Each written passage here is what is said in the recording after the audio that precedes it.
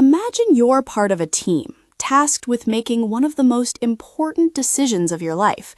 Not just any decision, but one that impacts someone else's future, their freedom, their very life path. And you're not alone.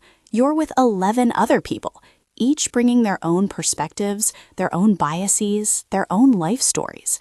The pressure is immense, the evidence is complex, and as you begin to discuss, you realize not everyone sees things the same way. This isn't just a hypothetical scenario.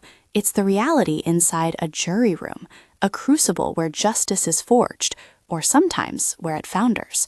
We've all heard the term hung jury or divided jury, often whispered in news reports as a dramatic conclusion to a high-stakes trial. But what does it truly mean when a jury can't agree? Is it just a breakdown in communication, or are deeper psychological currents at play? Today, we're going to peel back the layers of this fascinating phenomenon. This isn't about courtroom gossip or sensational headlines.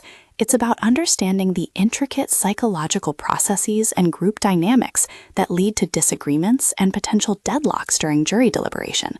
It's a critical area of study focused on enhancing the fairness and effectiveness of our justice system, and it offers profound insights into how humans make decisions under pressure in groups. Let's start by stepping into that deliberation room. The process itself is designed to transform individual preferences into a collective decision. Interestingly, research shows that the verdict favored by the majority on the very first ballot often becomes the final verdict in over 90% of trials. That's a powerful statistic, hinting at the early momentum that can form. Jury deliberations often fall into one of two styles. They can be verdict-driven or evidence-driven. In a verdict-driven approach, jurors might take an early vote and then focus their discussions on persuading those in the minority. It's like saying, okay, we're mostly here. Now let's get everyone on board. Conversely, an evidence-driven deliberation prioritizes a thorough factual evaluation first before any vote is even taken. This approach encourages a deeper dive into the nuances of the case, ensuring everyone understands the facts before committing to a position. You can imagine how these two different styles might lead to very different outcomes and differing levels of division.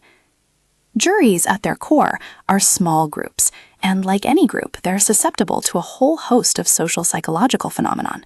Think about your own experiences in a team meeting or a family discussion. Have you ever felt the pressure to agree, even when you had doubts?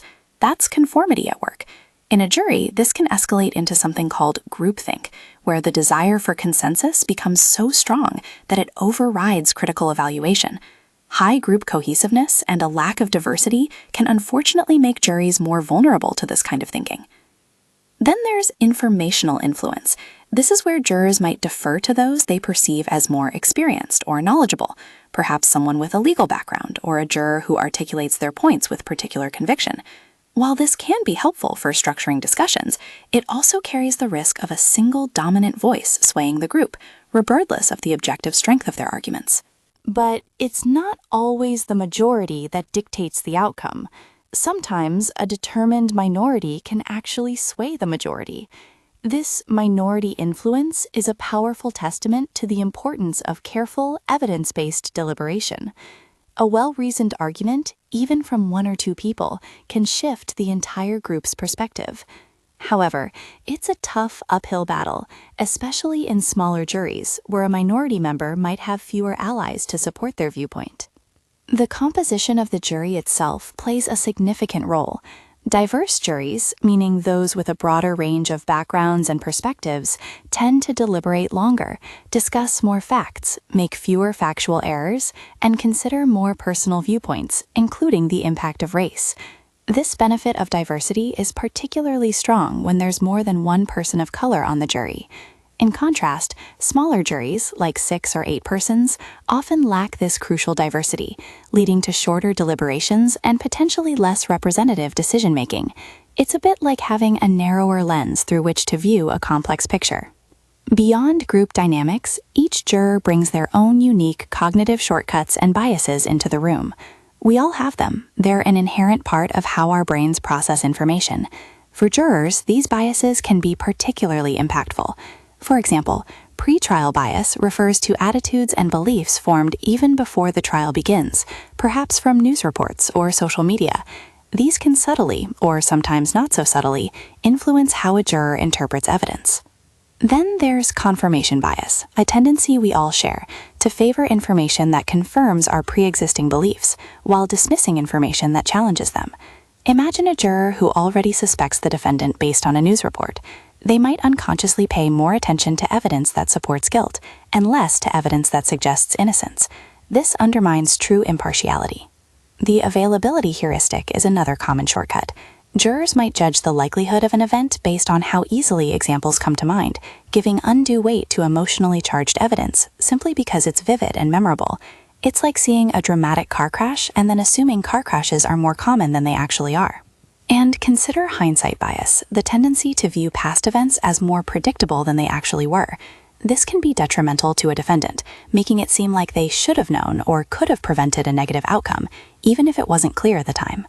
Interestingly, there's also something called the leniency effect. In criminal trials, juries as a whole are more likely than individual juries to favor the defendant, especially when the initial vote is evenly divided. It suggests that the group deliberation process, when it functions well, can actually lean towards a more cautious approach when someone's freedom is at stake. Individual juror characteristics, personal experiences, life histories, and even demographic similarities to the defendant also significantly shape perceptions. Research has shown that the racial composition of juries, for instance, can notably affect conviction rates, particularly for Black defendants. This underscores why diversity isn't just about optics, it's about tangible fairness. Finally, let's consider the impact of legal procedures themselves. Jurors often struggle with comprehending complex legal instructions. Imagine being handed a dense legal document and told to understand every nuance before making a life-altering decision. It's a huge ask. The unanimity rule, requiring all jurors to agree on a verdict, has also been a subject of intense debate and legal evolution. Historically, some states allowed non-unanimous verdicts. However, the U.S. Supreme Court in the landmark Ramos v. Louisiana case in 2020 mandated unanimity in state criminal proceedings for serious offenses. This ruling recognized that requiring unanimous verdicts can lead to more thorough, evidence-driven deliberations by necessitating genuine engagement with minority viewpoints. It's about ensuring every voice truly counts. The ongoing study of divided juries has highlighted several critical areas of debate.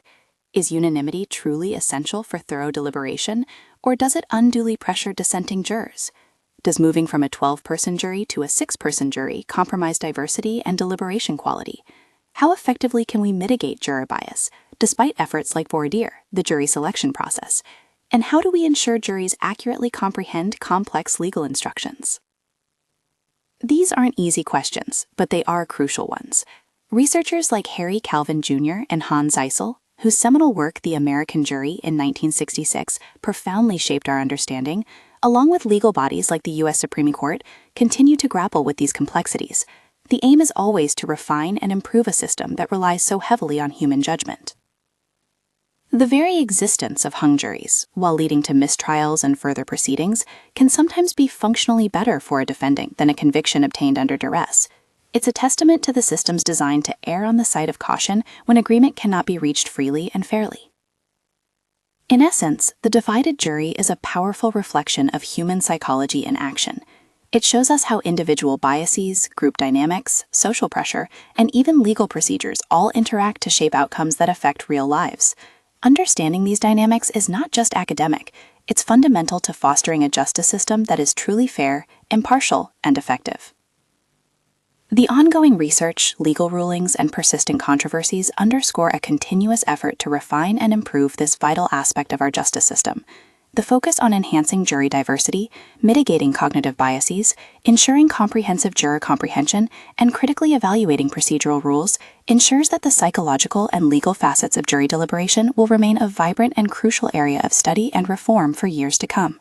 Ultimately, a divided jury is a reminder of the profound responsibility we place on individuals and the delicate balance required to achieve collective justice.